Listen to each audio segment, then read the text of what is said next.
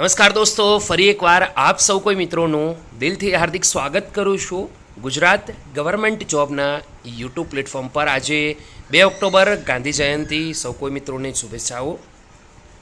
દોસ્તો, આવનારા સમયની અંદર ઘણી બધી ભરતીઓની પરીક્ષા આવનાર છે, જેનું લિસ્ટ અવારનવાર આવતું જ હશે। તો એવી જ એક ભરતી હાઈકોર્ટની અંદર stenographer, computer operator, court manager, driver, court attendant, deputy section officer અને બેલીફ, આ તમામ ભરતીઓ મે 2024માં જાહેર કરાઈ હતી, જેની પરીક્ષા તમને સૌને ખ્યાલ છે 20, 26 અને 27 ઓક્ટોબરના રોજ લેવાશે।